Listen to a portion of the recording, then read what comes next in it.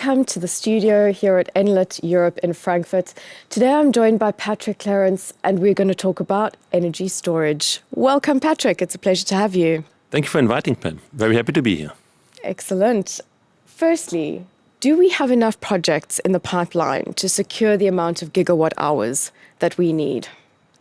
We see that for the moment we have a huge system challenge because the energy system is decarbonizing and we have way more renewables. We want to triple the renewable base installed, and that's huge.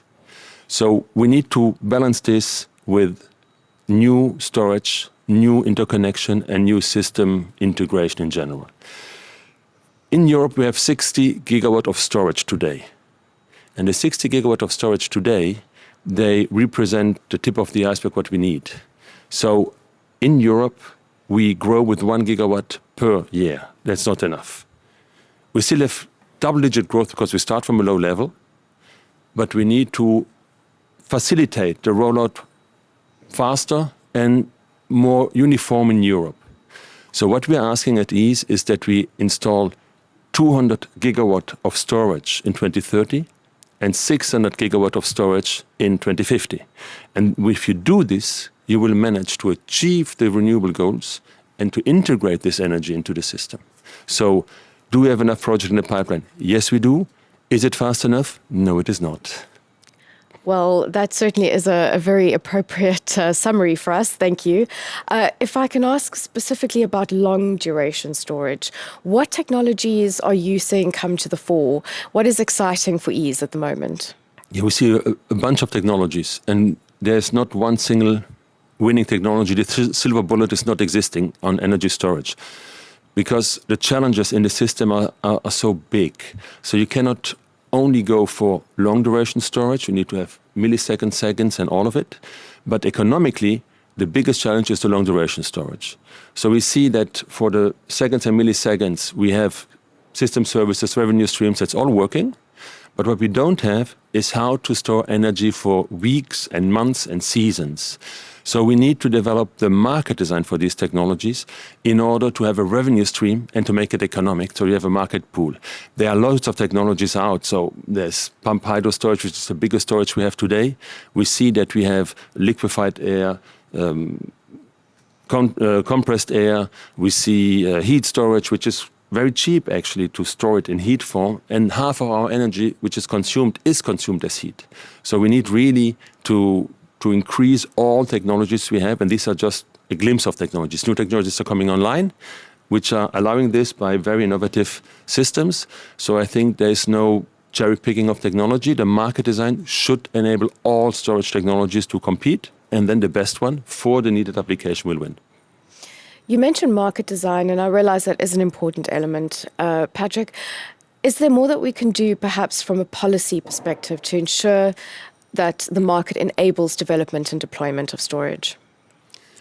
This is seen by the regulators, by the Commission, who's making these European laws. And in there, we are for the moment discussing a new market design, electricity market design, which will be presented by the Commission at the beginning of next year. So we are seeing the need to adapt this market design. From our point of view, what we need is to have these targets enshrined so that the markets, the investors and the developers see that there will be real interest in a huge market for energy storage. So we need to have this 200 and 600 gigawatts enshrined in legislation.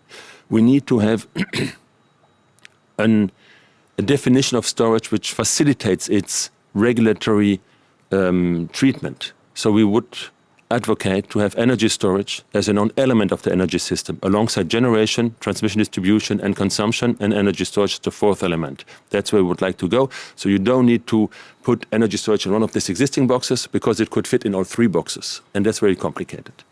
We believe that you need to give investors the view to have a long-term revenue.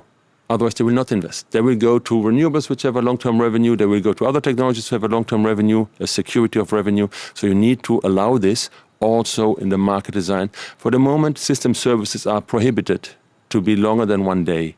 So we would like to have this multi-annual system service and others to come.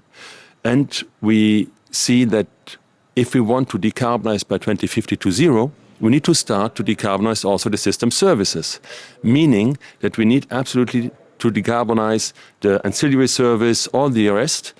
And if you look at the backup power you need and the capacities you buy, you should reduce the CO2 intensity of those. Makes no sense to try to decarbonize, but all the balancing done by gas or coal or other fossil fuels. So we need to decarbonize this. And the last point, I think it's very important. We're in an energy crisis. We have a lot of renewables, but we curtail a lot of this. So if we want to avoid to curtail the renewable energy in Europe, we need to store it, to interconnect it, to use it better. Germany last year curtailed 6 terawatt hours it was 2020. So we had 6 terawatt hours of energy. That's the whole consumption, annual consumption of Liechtenstein. I know it's a small country, but it's this whole country which is covered by what we curtail. And that's a huge cost to society because you curtail and you pay someone, redispatch to produce in place. So store it, use it, and don't throw it away because we don't have the luxury to throw away kilowatt hours. Well, wise words. Couldn't have said it better. Thank you so much, Patrick, for joining us. More than welcome. I was very happy to be here. Thank you, Pam. And thank you to all of our viewers. Be sure to follow us on all of our channels for more insights.